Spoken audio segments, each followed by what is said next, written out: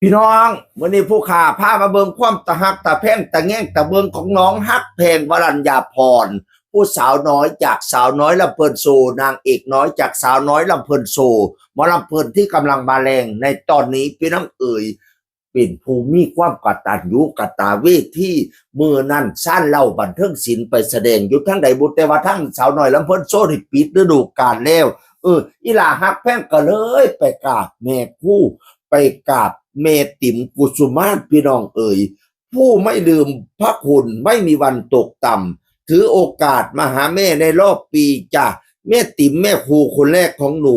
ฮักแม่เด้อจ้าติ๋มกุสุมานวสันวานทึ่งหอมทึ่งกอดเพิ่นหักเพิ่นแพงเพิ่นแย่งเพิ่นอ่อนซ่อนกันพี่น้องเอ๋ยตอนตั้งแต่กี้แม่ติ๋มก็อยู่สาวน้อยลำเพิ่นโซ่คู่กับน้องฮักแพงน้ำกันกับน้องฮักแพงเลยละบัดมือแม่ติ๋มสิลงนั่นโอ้ยน้องฮักแพงให้ว่าสั่นตัวเทิงให้เทิงกอดเรื่องอันเพิ่นอารักอันเพิ่นฮักเพิ่นอะไรอาวรกันพี่น้องเอ๋ยบัดนี้ต่างคนกับต่างอยู่คนละคณะต่างคนกับทางเดินสายเนาะฉันเราก็ไปทางหนึ่งสาวน้อยแล้วเพิ่นโซก็ไปทางหนึ่งบ่ได้พ้อกันจักเที่ยบัดนี้มือนี่ในหนึ่งรอบหนึ่งปีพะนะว่ามากราบแม่คู่คนแรกพี่น้องเอ๋ยเพราะว่าสาวน้อยลำเพิ่นโซปิดวงแล้วก็แต่วันฉันเราได้เดินสายอยู่สิปิดวันที่30 พฤษภาคมพี่น้องเอ๋ยก็เลยมากราบแม่คู่ยกไว้เหนือเก่าเท่าไว้เหนือหัวคุณบิดามารดาคุณครูบาอาจารย์คุณศีลคุณท่านให้มากกมาบังให้มากังมาเลียมสัตว์ตัวบัดยังพระเจ้าไหวย่อคู่นั่นก็ยังย่อคู่นั่นเด้ยกคู่ไว้มองสูงยกขึ้นหอย่อขึ้นห้านจมปะท้ายขึ้นใช้บอลยกขึ้นหิงไม่ย่อเจ้าหอไม่เกี่ยวสาแล้วจังคอยควันสัตว์ตัวคุณครูบาอาจารย์พี่น้องเอ๋ยแล้วไปกราบคุณครูคนแรกเป็นคนที่กำลังมาแรงมาไล่ปิดฤดูกาลมาไล่เปิดฤดูกาลมาไล่วันเกิดFCหลายบางนึงนี่ฟังตั้งแต่ด่ามาเลี้ยงมาน้องไปออกซิงเกิลใหม่กำลังจะออกซิงเกิลใหม่ครูบิ๊กกุมารินเป็นคนเขียนกับผลงานเพลงน้ำสาวหมอลำห้องไห้สาวหมอลำห้องไห้หวังแต่ฮู้ว่ากูสิออกซิงเกิลล่ะคนไปด่ามากระด่า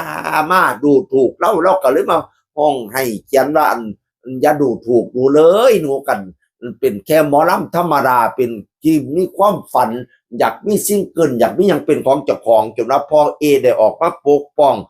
บอสโจเขาออกมาปกป้องเป็นยังมาหาดาเด็กน้อยจังสันจังสี่ตัวเขาเจ้ามาปกป้องพี่น้องเลยวันนี้ก็มาหาแม่คู่เนาะก็มาพ่อคู่บาอาจารย์แล้วความรู้สึกมันสิดีขึ้นออกเพียงสาวหมอลำห้องให้กันได้ปังๆสัตว์มากราบขอพรจากผู้ใครปังให้ดังๆเด้ออีหลายองเฮียงเลี้ยงเหลี่ยมให้เจริญออกมามือแรกนั้นแตก1 ล้านวิวหลดกำแพงอีเมสาวหมอลำห้องให้น้องฮักแพงวรัญญาพรสาวหน่อยลำเพิ่นโชว์โอ้ยฟอนก็อย่างนี้ตัวฟอนอยู่หน้าหมอลำสั้นเราฟอนเป็นจังหวะลำเพิ่นดีโยกหยาบดีก็ยัง เป็นตาฮักเป็นตาแพงเป็นตาแง่งตาเบิงรอลุ้นกันรอเชียร์นำกันกับสาวหมอลำห้องให้โดยไปประกาศของครูบิ๊กภูมิดินขับร้องโดยน้องฮักเพลงวรัญญาพรแต่ว่า